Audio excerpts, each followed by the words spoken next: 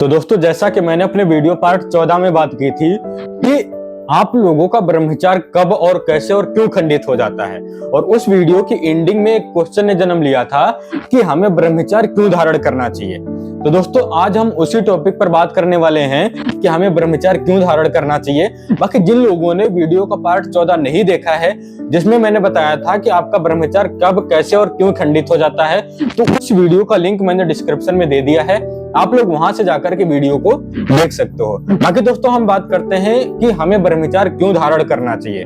तो दोस्तों, अगर हम ब्रह्मचर्य धारण करने की बात करें तो आप लोगों को तो शायद पता ही होगा कि ब्रह्मचर्य धारण करना कितना डिफिकल्ट है। कैसे अर्ली मॉर्निंग में उठना, वर्कआउट करना, मेडिटेशन करना, अपनी वासनाओं तथा इंद्रियों पर कंट्रोल पाना इतना डिफिकल्ट है। इतना कठिन परिश्रम, मतलब इतनी कठिन क्रिया सिर्फ एक आदत को छोड़ने के लिए करनी है क्या, जिसे हम बोलते हैं हस्तमैथुन? जी नहीं, बिल्कुल भी नहीं। आपको हस्तमैथुन से मुक्ति पाने के लिए ब्रह्मचर्य धारण नहीं करना है। जैसे कि आपको हस्तमैथुन की लत लग गई है, तो उससे मुक्ति पाने के लिए आपको ब्रह्मचर्य धारण नहीं करना है, और ना ही आपको पूर्ण की लत से मुक्ति पाने के लिए ब्रह्मचर्य धारण करना है, और ना ही आपको नशे की आदत से मुक्ति पाने के लिए ब्रह्मचर्य धारण करना है। इन सारी चीजों से मुक्ति पाने के लिए आपको ब्रह्मचर्य धारण बिल्कुल भी नहीं करना है।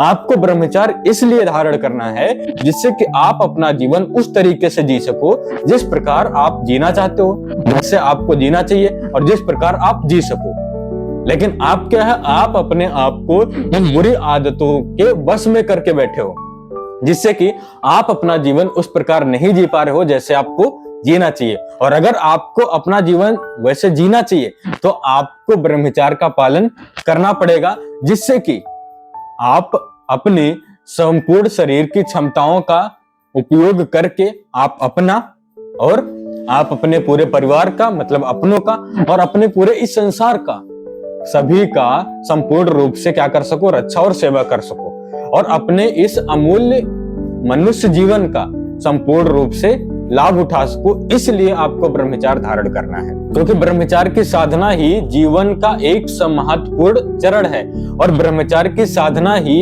एक पुरुष का संपूर्ण चरित्र बनाती है। और ब्रह्मचर्य की साधना से उच्च स्तर से, मतलब ब्रह्मचर्य की साधना की उच्च स्तर की सफलता से वो व्यक्ति आत्मा और परमात्मा का योग करके वो अपने इस संपूर्ण जीवन में सर्वोच्चतम ध्यायों की प्राप्ति कर लेता है। और बाई चांस मान लो कि आपने उच्चतम स्तर तक की ब्रह्मचर्य को धारण नहीं कर पाया, लेकिन जिस स्तर तक के आप ब्रह्मचर्य को धारण कर पा रहे हो, उस स्तर के लिए वो आपके चरित्र को उच्च स्तर का तो बना ही देगी। इसीलिए वैदिक संस्कृत में शिक्षा का जो प्रथम चरण होता था वो ब्रह्मचर्य ही होता था, जिसके कारण एकदम चरित्रवान युवा गुरुकुल से निकलते थे और वो इस संसार में उच्च स्तर तक की अनुशासन और नीति पढ़ायता बना करके रखते थे। लेकिन आज की शिक्षा किस प्रकार बन गई है कि आज की शिक्षा को इससे मतलब ही नहीं है कि विद्यार्थी के जीवन और इस पूरे संसार में अनुशासन और नीति पढ़ायता हो या फिर ना हो, उसके इससे मतलब नहीं है। आज की शिक्षा सिर्फ अर्थ की प्राप्ति बनकर के रह गई, वो भी अर्थ की प्राप्ति भी विद्यार्थी को सही तरीके से नहीं करा पा रही।